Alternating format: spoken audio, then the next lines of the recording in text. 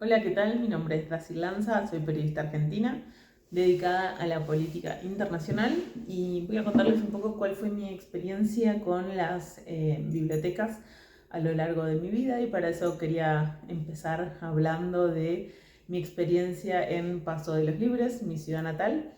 una ciudad ubicada en la frontera casi con Brasil, en la provincia de Corrientes, y allí tuve centralmente dos experiencias con bibliotecas. Una que fue la de la biblioteca del colegio, tanto en la primaria como en el secundario. Fui a escuela pública, hay que situarnos un poco, ¿no? Una escuela pública fuera del casco histórico o el centro de la ciudad, de una ciudad chica, hoy en día tiene 50.000 habitantes aproximadamente, pero cuando era chica éramos muchísimos menos. Y además no estaba ubicada en la parte céntrica de la ciudad, de la parte más próspera si se quiere, sino más alejada. Y allí creo que la experiencia, si bien había mucha apertura, mucha disponibilidad, quizás las mayores limitaciones pasaban no por decisiones de selección de texto con criterios políticos o ideológicos, al menos no es la primera impresión que hoy tengo de ese recuerdo, ¿no? Sino que las mayores restricciones pasaban por una cuestión presupuestaria, quizás y por eso me centro bastante en explicar el tipo de colegio, el lugar y ese tipo de vivencias. Después ya la biblioteca de la ciudad era una biblioteca con un catálogo mucho más amplio, y que estaba así ya ubicada en el centro de la ciudad, y entonces me parece que eso hacía que justamente la oferta sea mayor. También la formación de los bibliotecarios me parece que estaban mucho más especializados que los que había por ahí en el colegio, y creo que era una linda experiencia porque además es una ciudad donde no había librerías específicamente, sino que había algún local que de vez en cuando traía libros y algunos por encargo, entonces era una práctica muy importante para quien quería acceder a otro tipo de lecturas y que no era tan sencillo, a veces no solo por cuestión presupuestaria, sino por oferta misma. Entonces me parece que era un servicio muy fundamental para una ciudad como la mía. Y así como hablaba recién de mi experiencia en las bibliotecas, en Paso de los Libres, en Corrientes, en un pueblo, una ciudad hoy en día, ¿no? Pero después pude tener experiencias en la Ciudad de Buenos Aires, me fui a estudiar allí, estudié la licenciatura de Ciencias de la Comunicación,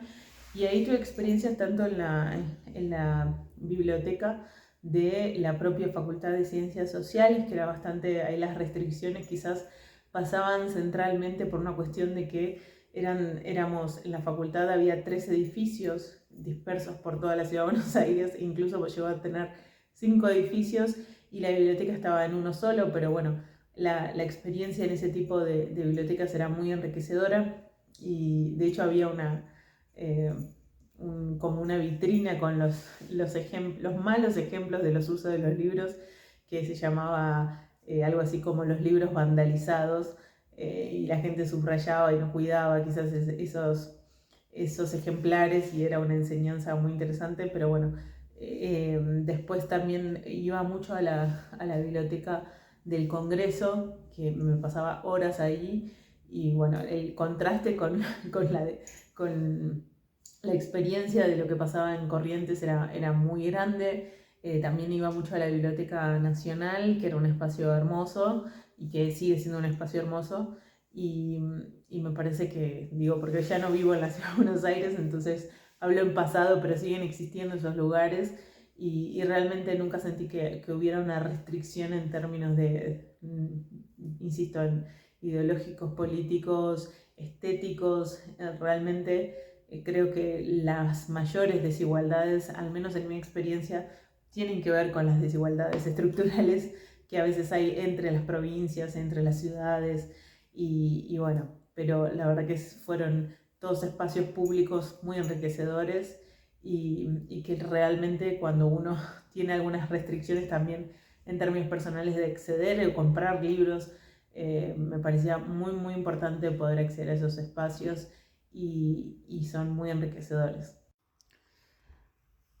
Hablando ya de la libertad de expresión, creo que podemos hacer un paralelismo entre lo que sucede en las bibliotecas y la prensa en general, los medios de comunicación, en términos de que el ideal sería que aspiremos o que concibamos a la ciudadanía, que son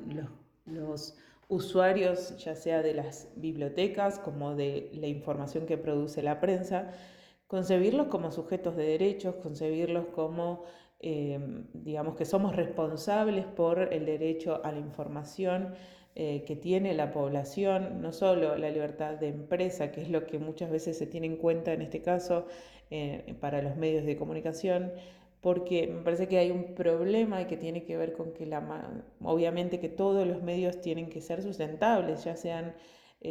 cuando su fin sea el lucro meramente o cuando también tengan el horizonte de la libertad de expresión, la libertad de